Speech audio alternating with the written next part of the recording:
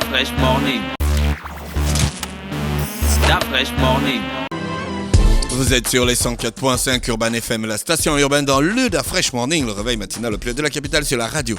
La plus haut de la capitale, Mosley est avec nous ce matin. Notre invité, c'est Joe the Crazy Boy. Voilà, de son nom de rappeur. Joe the Crazy Boy qui a lancé un mouvement. Hein? Oui, Joe the Crazy Boy a lancé un mouvement. On le reçoit ce matin parce que il a mis sur la place publique un sujet qui circule depuis un certain temps, notamment à travers certaines émissions comme Traumatics ou encore des émissions sur Street 103. Il s'agit de la célébration des 30 ans d'activité au niveau du milieu culturel hip-hop au Gabon. Donc, nous, on l'a invité parce qu'il est aujourd'hui, on va dire, le porte-étendard de ce mouvement, de cet engagement qui voudrait qu'il y ait une célébration autour de ces 30 années et que hier, ils ont organisé une réunion du côté d'Amaya Lunch chez Early.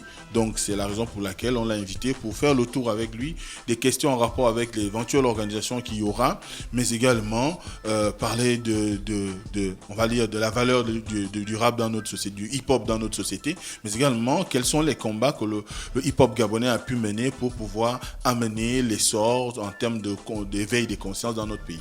Merci, Joe the Crazy Boy. Bonjour. Bonjour. Comment tu vas ce matin? Ça va très bien. Tu as passé un bon week-end? Oui, très bien. Est-ce que le hip-hop gabonais a réellement 30 ans? Écoute, on nous a tous raconté l'histoire que le départ du hip-hop gabonais, c'est depuis les années VDA4 en 1989, lorsque le VDA4 sort son premier LP, son premier disque. Et donc, si on fait 1989-2019, ça fait 30 ans. D'accord, ok. Et ce que je veux demander, est-ce que tu es la personne la mieux placée pour initier ce genre d'événement? En termes de légitimité, j'ai toute ma légitimité, parce que pour initier quelque chose comme ça, il faut être légitime. Je suis Joe the Crazy Boy. J'ai fait des années dans l'animation, exclusivement tout ce qui concerne le hip-hop gabonais. Et je suis producteur d'un label, producteur de musique, mais d'un label, patron d'un label international hip-hop. J'ai produit tous les plus grands événements, certains grands événements hip-hop sur le territoire national. En termes de production artistique, j'ai produit Big Good Lorasta, Balbo Kombil, Funky Neftali, Shogenza, Fox LSD, Johnny B. Good et d'autres artistes. J'ai été manager de Raboun, qui était une grosse pointure de la musique dans notre pays. Et donc, je ne vois pas comment on peut contourner ma légitimité dans ce domaine-là. Et tu as créé... Le Street Fighter, la soirée garage, plein d'autres événements. Matongé Bidaz. Voilà, il y a tout ça. Donc tu connais un peu bien le hip-hop gabonais. Je connais Mais donc bien. pourquoi il y a une polémique autour des 30 ans du hip-hop? En fait, ce qui se passe, c'est que dès qu'on a atteint l'année 2019... Est-ce une entourloupe? Ah, pardon, non. Est-ce une entourloupe? Non. Je sais qu'on est dans un pays où la suspicion traîne un peu partout. Mais depuis cette année 2019, chacun murmure un peu ça. C'est-à-dire que toi, tu aimes le hip-hop, tu en as parlé avec quelques amis, Seth Mosley, à travers ses émissions. Mais sauf que jusque-là, personne n'avait pris la responsabilité de le faire. Parce que c'est un monde dans lequel il faut vraiment naviguer. C'est-à-dire qu'il faut prendre ses précautions. Mais moi, depuis quelques semaines, j'en parlais avec Yul, avec Thierry Mboulou. Ils ont une page Facebook qui s'appelle Gabao Hip Hop Legends. Et on murmurait un tout petit peu l'idée de faire une célébration pour les 30 ans d'anniversaire du hip-hop gabonais. Et moi, je fais quelques cours je ne révèle pas un secret, je fais des cours de leadership avec John Maxwell, qui est un des plus grands coachs américains.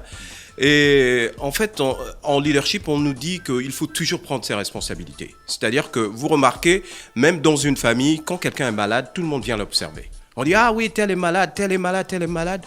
Mais il y a très peu de gens qui viennent et qui prennent le malade et l'amènent à l'hôpital directement. Et donc, j'ai décidé, comme ça, de crever l'abcès, comme on dit chez nous, de balancer le sujet sur les réseaux sociaux pour que nous puissions entamer une discussion et forcer une réunion. Je rappelle Seth Mosley, Gina et Dafresh que depuis de nombreuses années, on n'a plus eu ce genre de réunion. Et donc, j'ai été agréablement surpris de voir l'engouement par rapport à mon poste. Mais je m'attendais aussi, puisque je suis un acteur du mouvement hip-hop gabonais, à certaines autres réactions, la contestation du fait de ma personne. Mais pour moi, je dis que c'était un procès en sorcellerie parce qu'en fait, il s'agit simplement d'une idée. Ce n'est pas encore un projet, c'est une idée. Et donc, moi, mon objectif a été atteint, c'était de faire en sorte que les uns et les autres puissent se réunir et discuter de la question. Maintenant, pour porter le projet, vous avez tous regardé les films de mafia. Par exemple, le chef n'est pas forcément visible. Est-ce que vous pensez que moi, pour piloter ce projet, est-ce que j'ai besoin d'être visible? Non. Est-ce que c'est pas cet aspect-là aussi qui crée la suspicion, étant donné qu'aujourd'hui vous avez une casquette d'homme politique, les gens se disent que si vous avez pris l'engagement de mettre cela sur la place publique, c'est parce que vous voulez peut-être faire en sorte qu'il y ait des retours pour vous sur le plan politique ou qui permettraient à X ou Y en sourdine de pouvoir plus ou moins avoir, on va dire, récolter les lauriers, si je peux me dire ça. Écoutez, moi je pense qu'il est normal que les gens parlent comme ça parce que je suis un homme politique, mais il faut faire très attention parce que dans ce monde hip-hop, si vous affichez une ambition politique dans un mouvement hip-hop, vous avez juste tué le mouvement. Et donc, en réalité, lorsque j'ai fait ce post, je n'ai ni le format, je n'ai pas le format de l'événement, je n'ai pas les dates, je n'ai pas le lieu et je n'ai même pas le moyen de financement. Comment est-ce qu'on va financer? On dit souvent que c'est en t'engageant dans un combat que tu trouves les moyens de t'en sortir et de porter ce combat. Donc, je comprends les gens qui peut-être peuvent penser qu'il va y avoir de la récupération politique ou quoi que ce soit, mais c'est un procès en sorcellerie puisque pour l'instant, je n'ai qu'une seule idée. Je n'ai contacté personne. Le premier qui m'a contacté, c'était Njassi. On a fait une réunion. Voilà. Donc, c'est juste là. Mais nous sommes, je rappelle, dans un pays où la suspicion est forte. Ma tête n'est pas anodine. C'est-à-dire que dès qu'on me voit, on a l'impression que derrière, il y a un appui politique, etc. etc. Mais pour l'instant, il n'en est pas question. Je n'ai parlé de ça à personne. Et on a juste fait cette réunion. On en a parlé avec Njassi. J'ai passé quelques coups de fil. D'ailleurs, j'ai appelé Dafresh. Baponga, on a eu un rendez-vous, on a discuté de tout ça. 99% des gens sont d'accord pour célébrer, pour une célébration. Mais maintenant, il faut trouver le format. Voilà. Et du coup, je viens à la garantie. La plupart des acteurs hip-hop, donc qui rechignent un peu à prendre part à cet événement, brandent l'argument de la garantie. Quelles sont les garanties qui sont sur la table que vous, en tant qu'initiateur, ou je ne vais pas dire organisateur, vous avez pensé à l'idée et tout, quelles sont les garanties que vous mettez sur la table pour rassurer ces personnes-là que, bon, écoutez, c'est notre événement à nous, ce ne sera pas un événement qui sera sous le signe de Safe Mosley, dernier né, je sais pas, du grand parti politique, de machin qui a envie de se faire une petite lumière et tout. Parce que c'est ça qu'ils ne veulent pas en fait. Bon, de toute façon, d'abord la question ne se pose pas.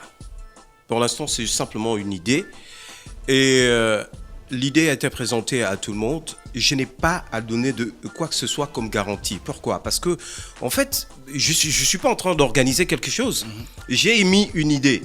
Maintenant, s'il y a des gens qui se sentent forts pour porter le projet, je pense qu'à l'issue de cette réunion, on a dit qu'on devait mettre en place un comité d'organisation avec des commissions, etc. Maintenant, chacun va démontrer sa puissance à aller chercher des millions de francs CFA pour organiser cet événement chez les sponsors ou je ne sais pas. En tout cas, je ne sais pas jusqu'à présent. Donc, je n'ai pas de garantie à donner à qui que ce soit. J'ai juste émis une idée. Maintenant, c'est à tout le mouvement hip-hop de s'emparer de l'idée et de faire de cette idée quelque chose de concret. Parce que 30 ans, c'est quand même une grosse cérémonie puisque d'après les discussions qu'on a eues, ça va s'étendre sur 3 jours. Alors, 3 jours, ça veut dire 3 organisations différentes. Et le dernier jour, un concert populaire géant, vraiment qui fait rêver les jeunes. Ça va chercher dans des millions de francs CFA. Maintenant, ce sera au comité d'organisation qui sera mis en place, aux personnalités du mouvement hip-hop qui seront impliquées là-dedans, d'aller démontrer leur puissance en allant chercher ces moyens-là pour organiser cet événement, non pas pour nous, mais aussi pour la population gabonaise, pour les fans de hip-hop et tous les jeunes qui sont impliqués dans ce mouvement. Est-ce que ça sous-entend... Moi, j'avais envie de demander, vous qui êtes un acteur du milieu, vous y êtes depuis des années, qu'est-ce que tout ce brouhaha, comment dire, ce petit désordre et surtout toutes ces incompréhensions traduisent aussi ou dénotent même du mouvement hip-hop national en toute franchise, du style de Joda au micro aujourd'hui? Gina, moi je pense que dans ce mouvement, et je suis sûr que c'est pour cela que personne n'a osé mettre l'idée en place publique. Parce qu'on sait tout de suite que dès qu'on sort une idée, on t'attaque immédiatement. En fait, c'est comme un réflexe. C'est comme un réflexe. Maintenant, il faut juste avoir un peu de force et te dire que non, je vais y aller en sachant que automatiquement, sans qu'il n'y ait quoi que ce soit, on va m'attaquer. Ce que j'appelle le procès en sorcellerie. Et donc, moi je pense que depuis un certain nombre d'années, il y a quand même différents positionnements. Il y a un certain nombre de rappeurs qui se sont positionnés depuis de nombreuses années pour être des soutiens du pouvoir en place. Il y a des acteurs qui se sont positionnés pour être des soutiens de l'opposition en place. Et c'est à partir de cet article, Le Monde Afrique avait fait un article intitulé « Le rap, la vraie force politique du Gabon ». Voilà. C'est à partir de ce moment que, en fait, le mouvement s'est un peu fragmenté. Mais Seth Mosley, on va tenir combien de temps dans la division? Je sais que chacun a un engagement politique. Je ne suis pas là pour condamner l'engagement politique des uns et des autres. Autant on peut me condamner, moi, mon engagement politique que j'assume complètement, autant on peut condamner à d'autres acteurs politiques qui sont ici ou ailleurs leur engagement politique. Mais combien de temps on va tenir dans la division? Et c'est ce qui amène aujourd'hui à poser la question de savoir, est-ce que le rap gabonais, depuis 89 à aujourd'hui, a joué son rôle de ressort pour pouvoir amener la population à s'imprégner d'un certain nombre de valeurs qui sont aujourd'hui le fondement de plusieurs nations, par exemple les États-Unis où c'est né, ou en France. Est-ce que le hip-hop a joué sa partition au niveau du Gabon pour l'éveil des consciences ou l'éclosion sociale des populations? Moi, je pense que le hip-hop... Est-ce que c'est le travail du hip-hop? Je pense que... L'éveil des consciences, oui. Pour répondre à cette question, je crois que le hip-hop a joué sa part. Parce que quand on voit le message de VDA 4, on voit le message de Siapossi, on voit le message de Aïe, même dans la chronique, on voit le morceau que je produis dans lequel je rappe moi-même, La Cour de Grand, Shooter Babylone, c'est exactement de l'éveil de conscience. Maintenant, après, la société s'est transformée. Nous sommes actuellement ouverts aux nouvelles technologies de l'information, de la communication. Il y a un certain nombre de modèles qui s'imposent à notre jeunesse et qui ne sont pas vraiment des références. Et la jeunesse verse aussi un tout petit peu dans ça, dans le bling-bling, dans l'apologie d'un certain nombre de mots aussi. Mais nous pouvons condamner cela, mais c'est un mouvement irréversible. C'est-à-dire que vous pouvez donner essayer de canaliser cela, mais vous ne pouvez pas complètement barricader ce mouvement en disant que nous allons faire que de l'éveil de conscience. Les gens sont d'abord libres de faire ce qu'ils ont envie de faire, de décrire ce qu'ils veulent décrire, mais nous, ce qu'on voudrait, en tant que dans la question que tu viens de poser, l'éveil des consciences, c'est que des jeunes rappeurs puissent éveiller les consciences, puissent parler d'amour, puissent parler des mots qui minent la société, puissent apporter des solutions. Voilà, c'est ce qu'on veut. Mais le mouvement hip-hop, que ce soit au Gabon, aux États-Unis ou en France, n'est pas simplement fait de ceux qui éveillent les consciences. D'ailleurs, Booba disait, de toute façon,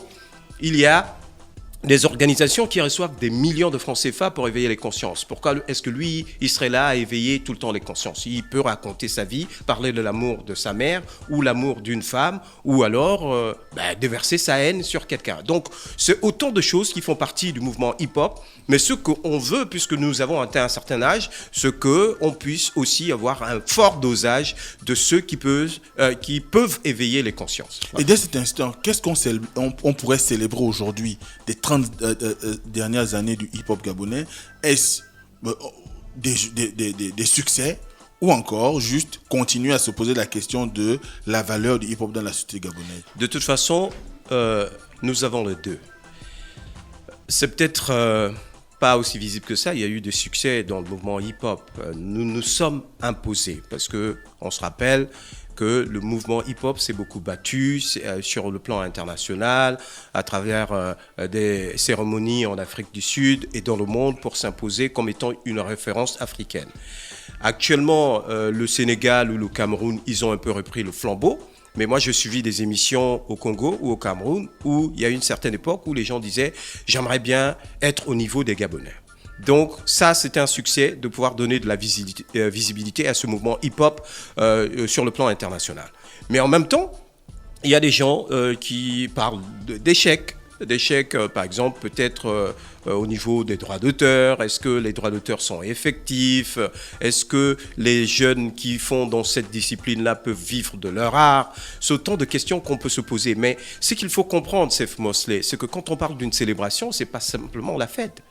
C'est pas simplement la fête. C'est-à-dire que la dernière cérémonie qui va faire étalage du talent gabonais en matière de mouvement hip-hop, c'est-à-dire danse, graphe, rap, R&B, c'est la dernière cérémonie. Mais il y a des ateliers avant, des masterclass. Et qu'est-ce qu'on fait? Ou qu'est-ce qu'on y fait avant?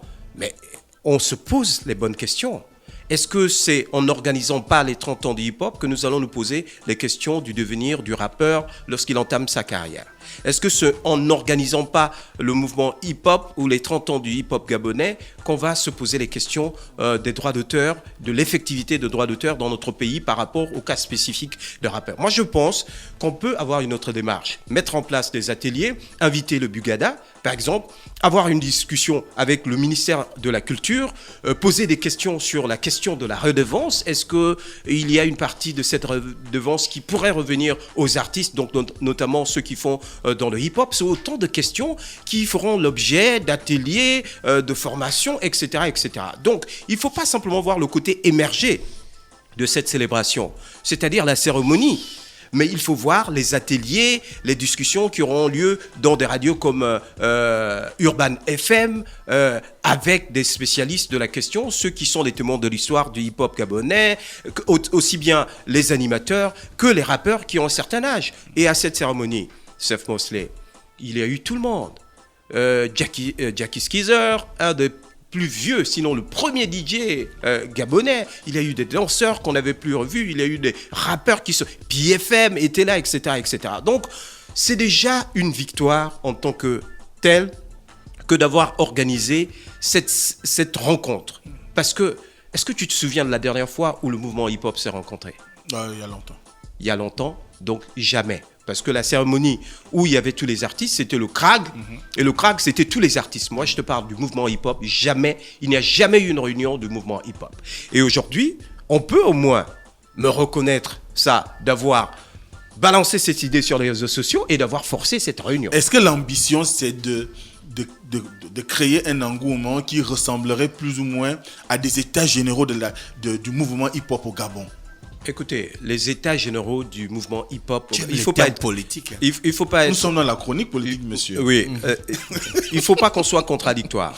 D'accord. Si on organise les états généraux du hip-hop gabonais, ça veut dire qu'il faut une implication des hommes politiques. Parce que de toute façon, quelles que soient les résolutions qu'on prendra, au niveau du Bugada, au niveau de la redevance, il faut une négociation avec les hommes politiques.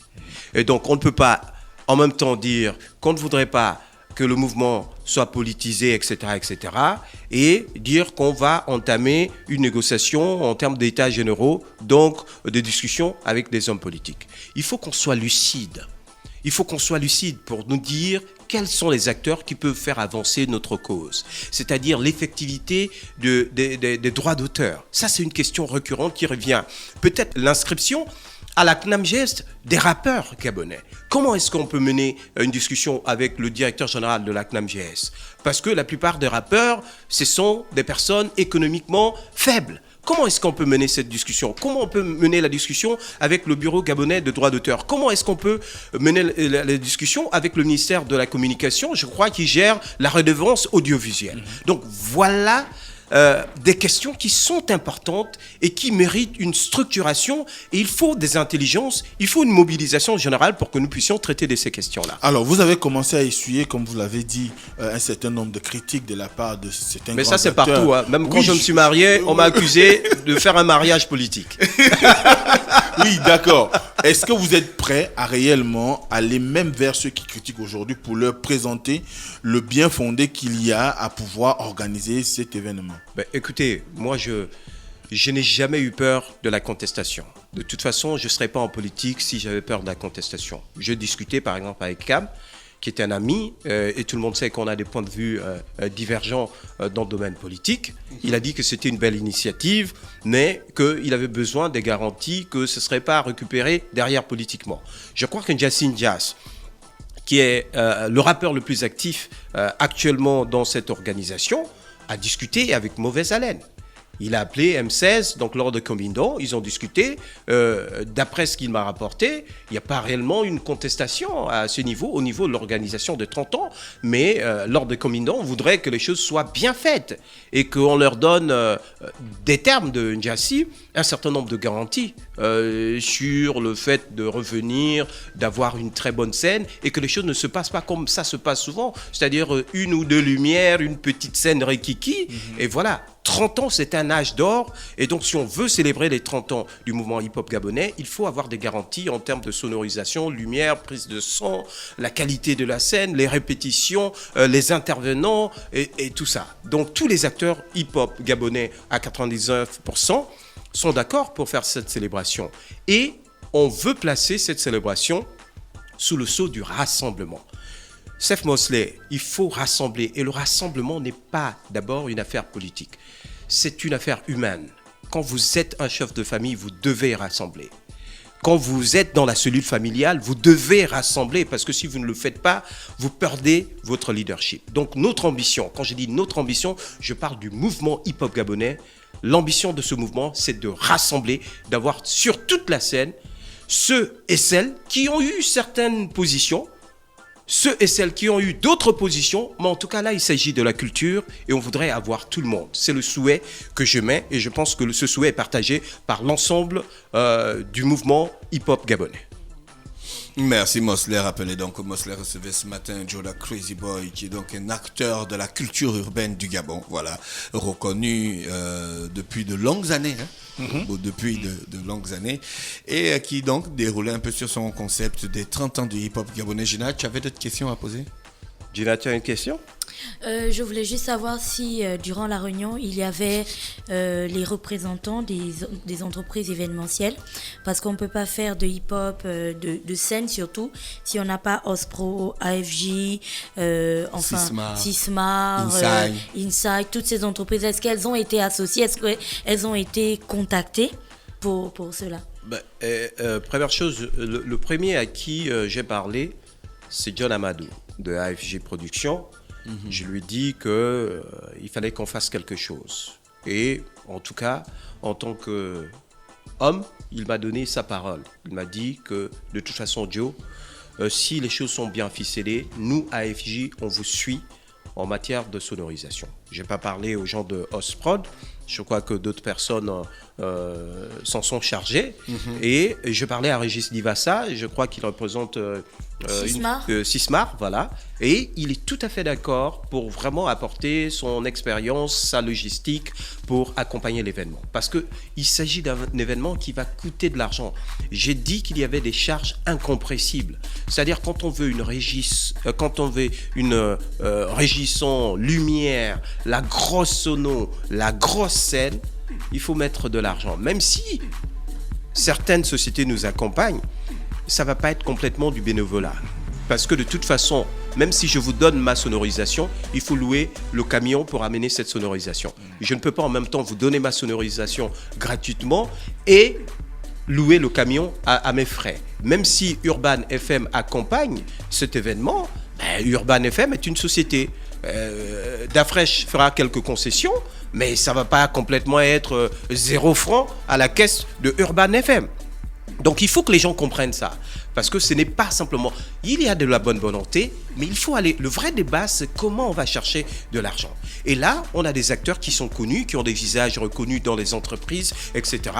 Est-ce que les sociétés gabonaises ou de droit gabonais ou les installées au Gabon peuvent porter l'événement?